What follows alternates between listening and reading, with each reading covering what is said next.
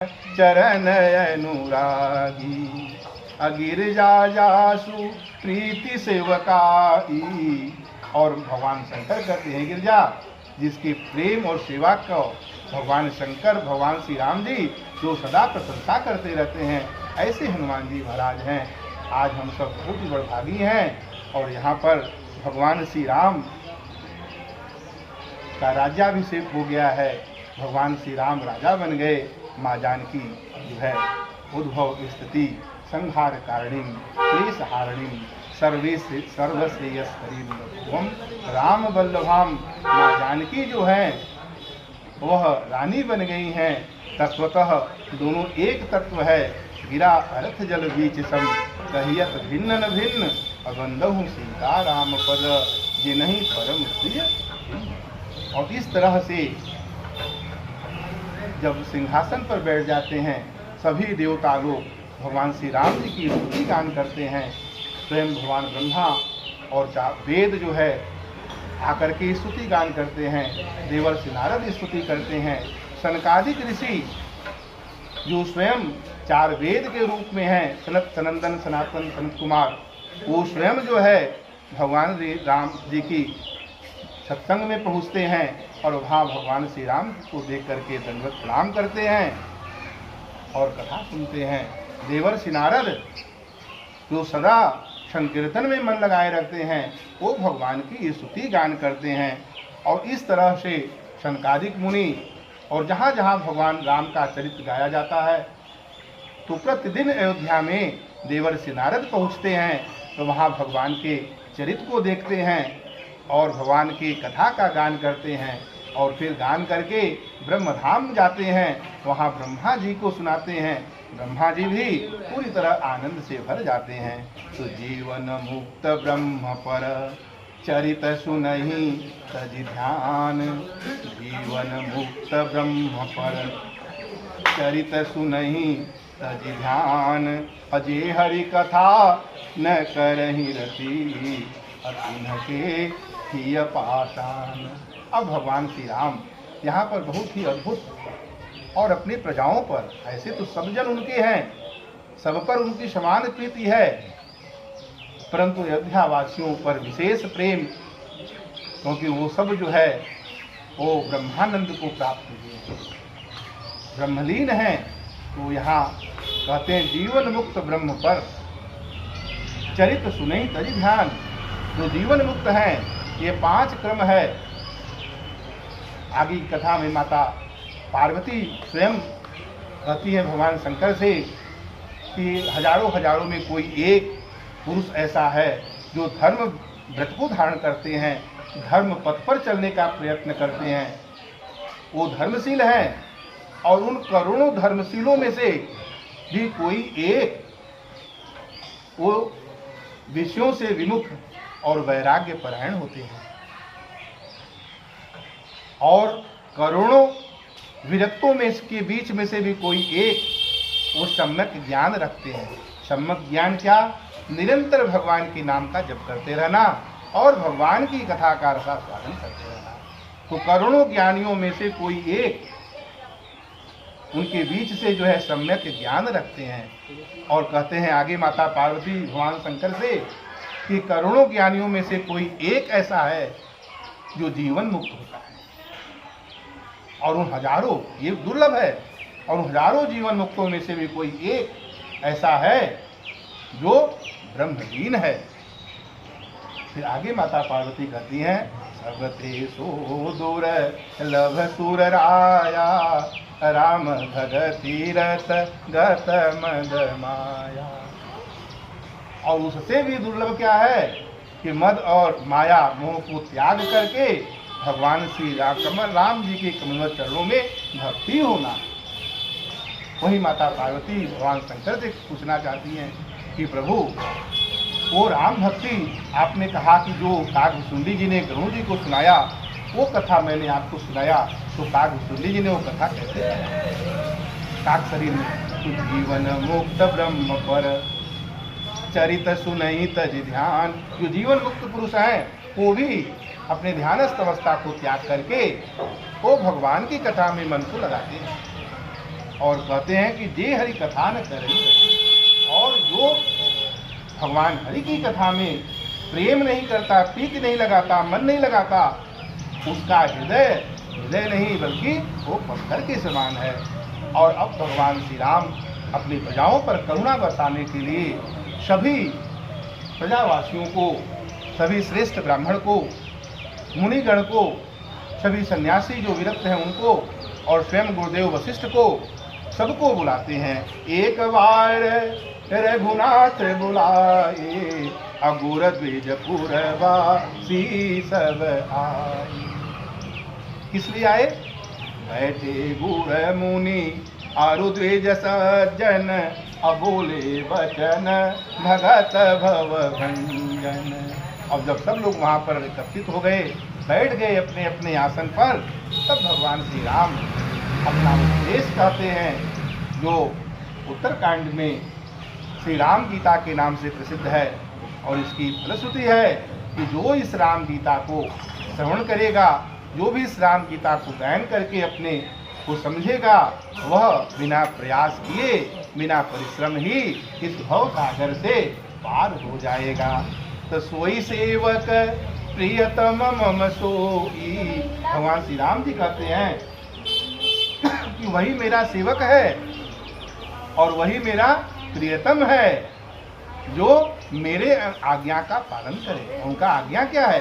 कहते हैं मैं इस समाज में जो श्रेष्ठ मुनिगण, सन्यासी, ब्राह्मण, गुरुदेव वशिष्ठ, बड़े बड़े विरक्त जीवन मुक्त ब्रह्मलीन पुरुष बैठे हैं, वो सबको मैं छूट देता हूँ।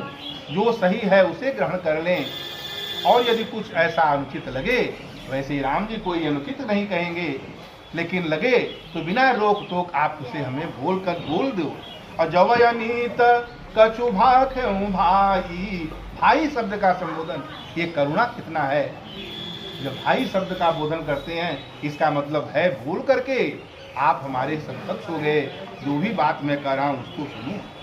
तो आगे कहते क्या है कि भाई सुनो, ये जो मानव तन मिला, ये मानव तन जो मिला है, ये कर्म का फल नहीं है।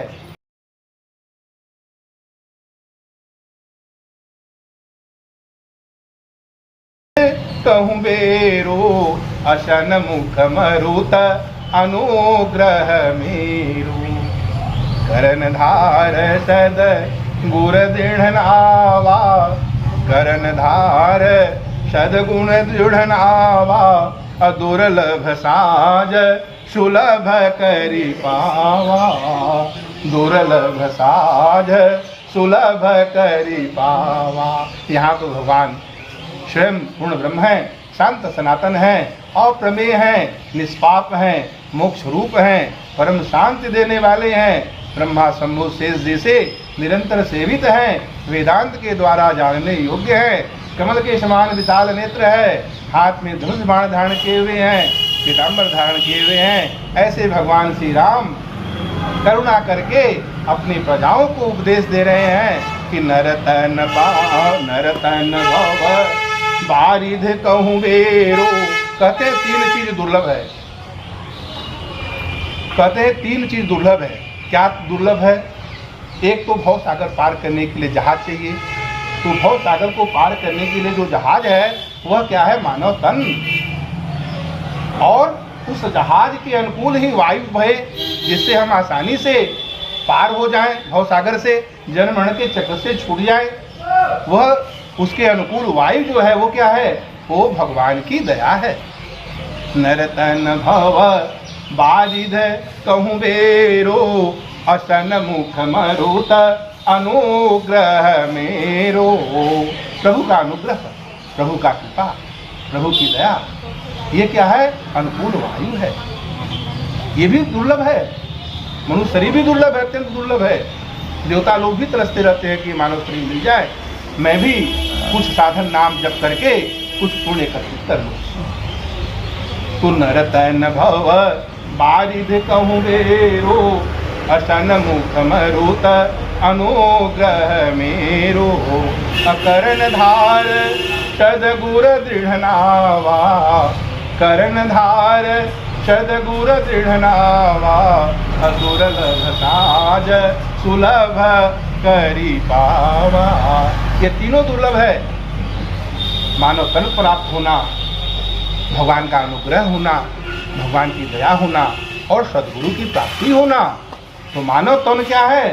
भव सागर से पार होने के लिए बेड़ा जहाज है। और अनुग्रह भगवान की दया क्या है? भगवान की दया है अनुकूल वायु, जो उस जहाज नाव को आसानी से उस भव सागर से पार करा देगा। और उस नाव को, उस जहाज को चलाने वाला कौन है? कर्णधार कौन है? वो है सद्गुरु। ये भी दुर्लभ है, लेकिन भगवान कहते हैं तीनों दुर्लभ है।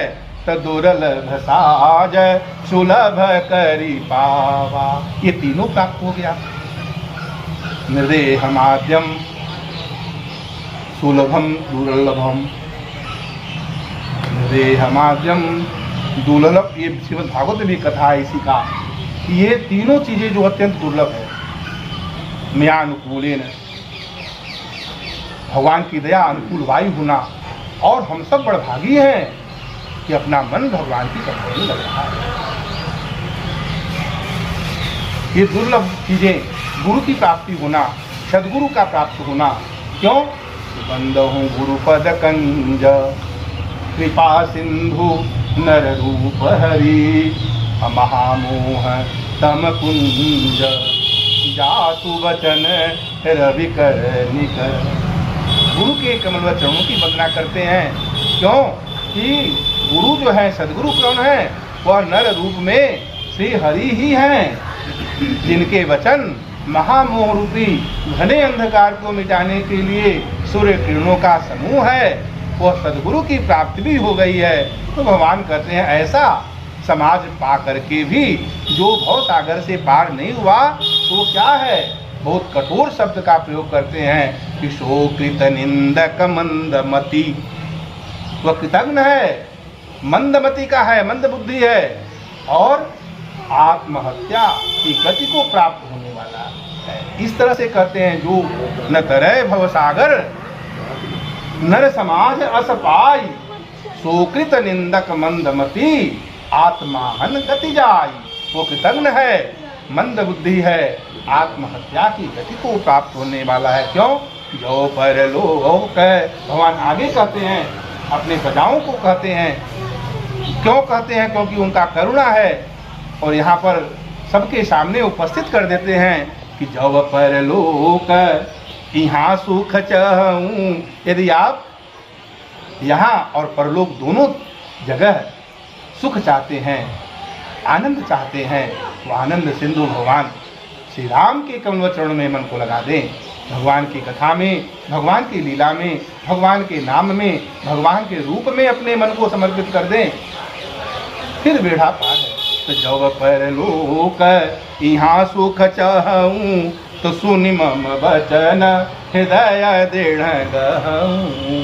कहते हैं यदि आप परलोक और यहाँ दोनों जगह सुख चाहते हैं, तो मेरी बातों को, मेरे उपदेश को आप दृढ़ता पूर्वक हृदय में धारण कर लो। क्यों? सुलभ सुखद मार गया भाई। बार बार भगवान श्री राम जी भाई का संबोधन करते हैं, कोई भेद नहीं करते। जो आप हैं वो हम हैं। तो सुलभ सुखद मार गया भाई, अभगति मोरी पुराण श्रुति गाई। पुराणों ने और वेदों में वो मेरे ही भजन के बारे में कहा गया। सुलभ सुखद मार्ग यह भाई, ये भाई यह सुलभ है, सुखद है, सुख प्रदान कर देने वाला है, संपूर्ण सुमंगलों को प्रदान कर देने वाला है। यह पथ जो है ये सब कुछ